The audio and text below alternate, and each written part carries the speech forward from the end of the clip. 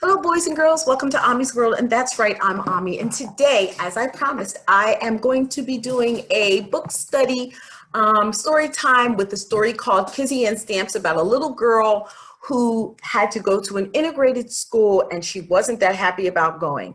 The book is written by Jerry Watts and it's available on Scholastic.com, and it's an easy read. I believe that the reading level is 50, which is anywhere from the end of fourth grade, I believe, into fifth grade, depending on, yeah, I think it's like fifth grade, going into fifth grade. So the story is broken down into journal parts. As you see, it'll start with a date. So I'm going to read two journal parts and then I'm going to share it with you. And the journal begins with July 1st, 1963. So that shows you how long ago it was. And it also tells you a lot about the time that Kizzy was raised and what was happening during those times. Makes it a little clearer as to why the schools were just integrated. And it also helps you to understand what her hesitation was about even going to a new school. So let me just give you the information that's on the back of the book that KizzyAnn Stamps is starting a new school. It's a just integrated public school and she's worried. She's worried that the white students won't like her. She's worried that they'll stare at the scar that runs from her tip of her eye down to the corner of her smile. This scar was from a neighborhood boy in a farming accident. It was an accident. By this time, this same boy doesn't stop following Kizzy and her dog Shag, her beloved border collie, everywhere they go, and even when they're practicing for upcoming herding competitions. And though Kizzy and Shag have been training hard, Kizzy and her coach aren't sure if they'll even let a black girl enter the competition. This was with the American Kennel, let me see, get the proper name, the American Kennel Club. And at that time, African Americans were not allowed to put their animals in the club or in the kennel to be a part of it. Nonetheless, she was practicing regardless.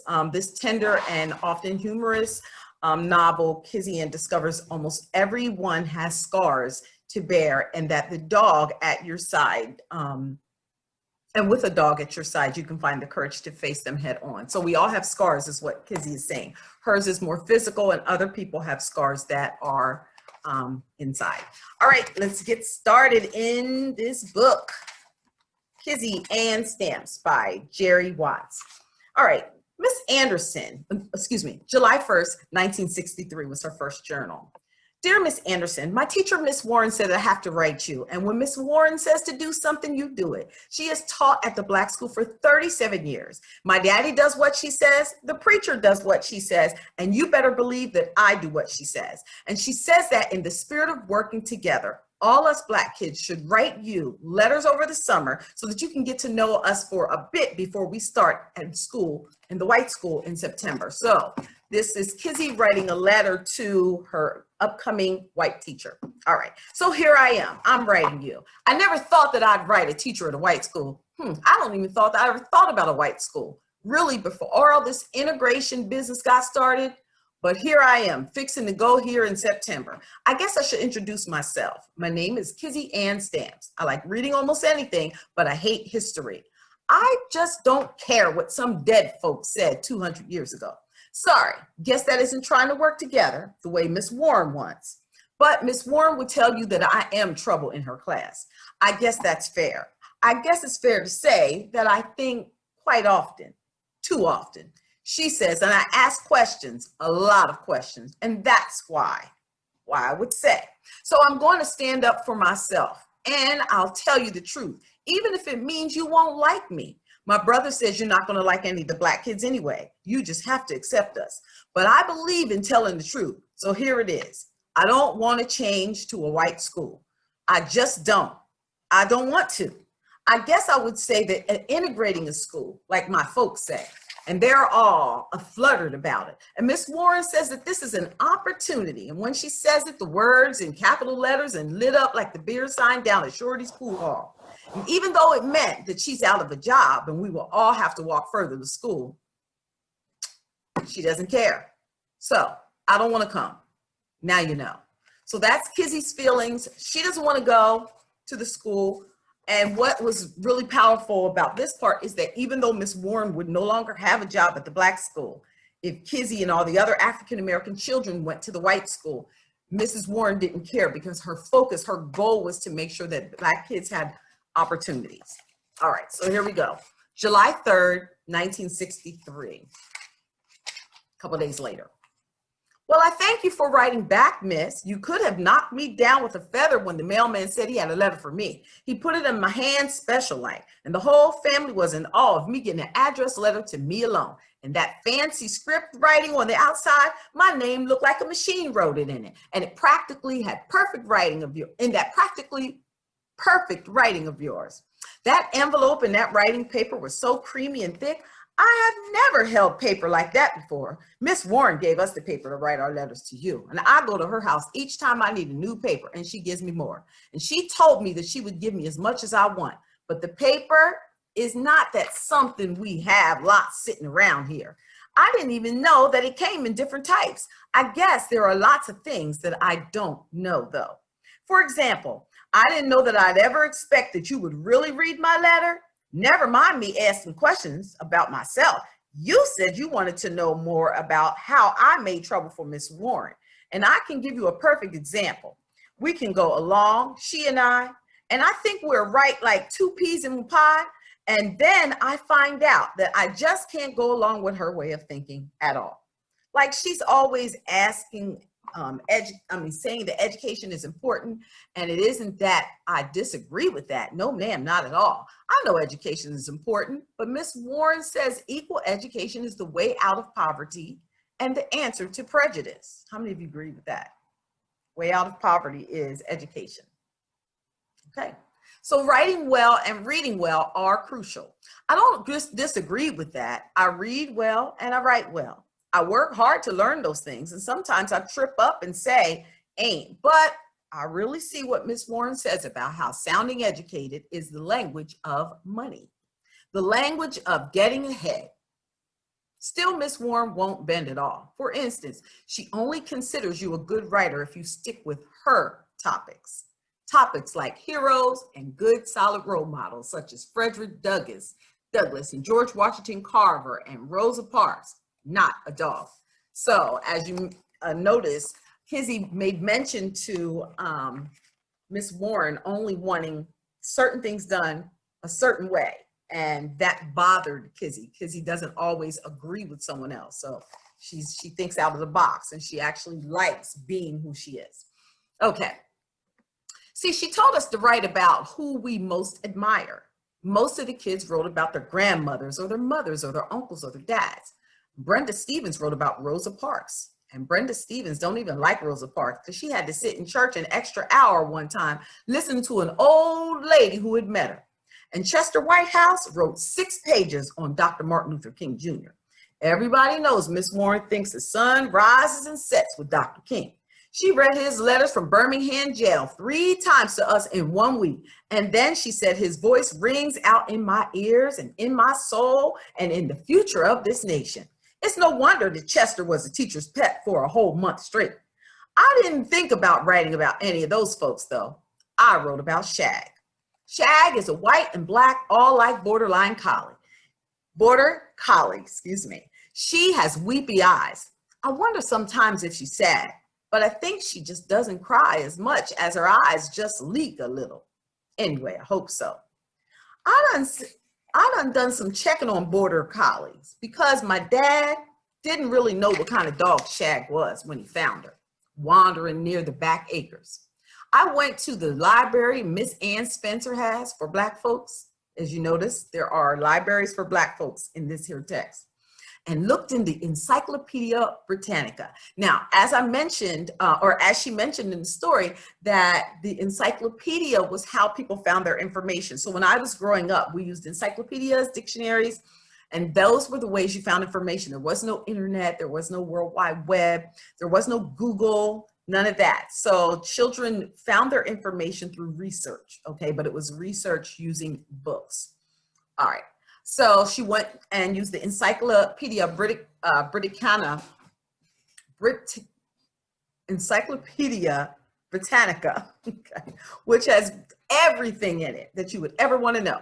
And I was looking at the pictures and trying to figure out about Shag, but Miss Ann Spencer knows a lot. She is a real poet. And after all, got her stuff in books, you know, and she's a librarian to boot. So when I described Shag to her, she said a border collie, most likely. And snap, you have it. She flipped to border collies, and sure enough, she was right. I discovered border collies are a registered breed in Scotland. People have been bringing them to the United States for a while, but not as much at all in these parts. I have the only one around here, as far as I know.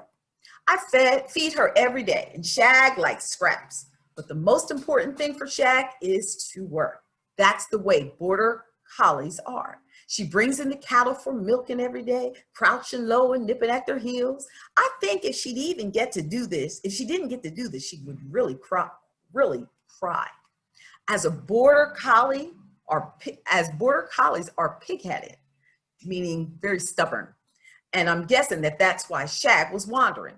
Lots of folks dumped their dogs in the country, and I reckon Shag wasn't good at doing what she wanted, so she got dumped. Daddy says she's a working dog, and as long as she's working, she's happy and obeys. She will obey no matter what. So that's why my daddy says she's mine. The thing that she doesn't obey me is sleeping in my room. I've always wanted a dog who would sleep on the hood rug next to my bed. As I tuck in those first nights, I tell her, stay. But night after night, she goes out and sleeps beside our mule. Our mule, Zero. After I fall asleep, she slips out of my room and goes to the front door and stands there staring with her deep chocolate eyes until one of my parents will let her out. My daddy finally said, KizzyAnn, face it. She's just not comfortable in the house. She's a working dog, not a house pet, but she's mine, and I accept her for that one thing, and she always obeys me, always. So anyway, she's a hard-working dog on a farm that needs hard work and a survivor, since she made it on her own after she got dumped by whoever owned her. And I wrote it in my assignment that she is the being I most admire. Miss Warren didn't even put a grade on my paper. She gave it back and said, you can't write about a dog. And I said, you said to write about who we most admire. And she said, and to me, that's Shag. That led to my final switching of the year. Miss Warren told me to rewrite my paper about a person, but I stuck to my guns and turned my paper in again. So on the last day of school, when Miss Warren told us that we were all going to read our last writing assignment for the class, she made it clear that I would not be reading. She said we shall all read the delightful pieces on one person that we admire most. All that is except for KizzyAnn. Now, my dear, there is no sense in looking shocked. You knew I wanted you to rewrite, but you remained stubborn. So as you see, Miss Warren stuck to her guns too. Kizzy stuck to her guns, Miss Warren stuck to her guns. The problem was that Kizzy did not see why she could not write about something she admired. So that thinking that Miss Warren had was that children had to remain in a box of what was familiar to them, like the Frederick Douglass and the, Martin Luther King and Rosa Parks. And Kizzy had a different idea. And for whatever reason, she decided she was going to stick to her guns. And even if it meant she got a spanking, because that's what happened. All right. I couldn't help it. The words just popped out of me when she called me stubborn. That's not fair, I said. I wrote exactly what I felt, and that should count for something. It's the truth, and I shouldn't have to change the truth. The hush that spread was thick like my granny's apple butter heaped on biscuit, and the look from Miss Warren was the one that scraped the hush down to an unnatural quiet. A switch, if you please, she said. And when Miss Warren gets all ladylike in her speech, things are bad. Still, I tell you, I didn't feel the switch that day because I knew I was right. So Miss Warren was the one who gave her the spanking. Well, the switching in school. So I don't, many of your parents may be aware of that in school. There used to be paddling, and I believe that has stopped a long time ago. All right, and you know what? Here's another particular thing I admire about Shag that I didn't even put in the paper. Shag is the only one in the world who doesn't sneak glances at my scar. She just looked at me in the eye dead on, and I prefer that. You think I was a monster the way people slide their glares around at me. I know I haven't told you about my scar yet. Well, here it goes. 3 years ago when I was 9, I was helping at the Finnegeese's. You may not know or be a farm girl, so you may not know how at harvest time everybody helps. Everybody. So don't go thinking my parents were bad or nothing, letting a 9-year-old help. I've helped with chores since I was way little. And I was working next to Frank Charles Fegan's. And it was his family's farm. And we were using the scythe to cut some of the old corn stalks. And Mr. Fegan is a finicky farmer, not liking to just turn his cows loose into the field or to take care of the corn stalks with their steady munching. I think it's because he's white. Hope that doesn't offend you. Anyway, Frank Charles couldn't stop looking at Shag. She just comes to us. She just come to us. And he turned fast, following Shag with his eyes, and he knocked me against and set me off balance. And I put my hands out and fell right into the sweep of Frank Charles's scythe. The cut went from the tip of my eye round to the corner of my smile. And I know I looked a sight because when Daddy pulled me up, he had turned ashy. I guess it's in shock. He turned gray. And Frank Charles fainted on the spot. Shag started barking at everybody. And Daddy says that she was trying to get us to help. I remember being carried faster than I ever believed Daddy could go across the field of broken corn stalks. And we flew. And I knew Shag was beside us because I had no control over my hands. They were hanging limp by my daddy's leg. And I could feel Shag licking Let me start that again. And I could feel Shag's delicate lick against my flesh every now and again. Step, step, step, lick. Step, step, step, lick, lick. I suppose it hypnotized me a bit because I really don't remember anything else until I woke up in my bed with old Doc Morris peering into my face. He slid a finger next to my cheek and I heard Shag growling. Ain't hurting her, Doc Morris mumbled. Just looking for reflexes, pup. I heard Shag settle beside my bed. And when they all left, Mom and Daddy patted my feet, trying not to cry. And I felt Shag jump up and lie down next beside me. And I went to sleep with my fingers curled tight in her fur. And that's the end of those 2 journal entries. All right, guys. So as I said, KizzyAnn Stamps, a really good book by Jerry Watts. It's available at scholastic.com. It only cost me $5, and I bought it when I was in San Diego when I had there was a book fair, so I bought several of them and gave some away to my students. So if you're interested in getting this book, you can also read it a little bit more. I'm only going to read, I'm going to read probably 15, 20 minutes each day until we get to the end, till we get to the end of the book. And I encourage you guys to get one yourself. Parents, as I mentioned, it is the reading level of 50. And I will find out for sure what that is and share that later. Okay, that's KizzyAnn Stamps. Tell me what you're thinking about. How do you feel about the integrating of schools? Do you think it was a good idea for Kizzy to go to this new school? Do you think it would benefit her? Do you think it would have been better for her to stay where she was? Do you think her teacher was wrong for not grading her paper because she wrote about a dog? Do you think that it was fair that she had to write about the people that her teacher thought was appropriate to write about? Do you think it was a good idea that they wrote letters to the teacher to introduce themselves? And do you think it was good that the teacher wrote back in response to KizzyAnn's writing? All right, well, we'll find out more. I'll see you on Monday at 11 o'clock, and we're going to read the next 2 journal entries. Bye-bye, and have a great day. And again, for all your homeschool and virtual learning needs, stop right here with Ommy'z. Have a good day. Bye-bye.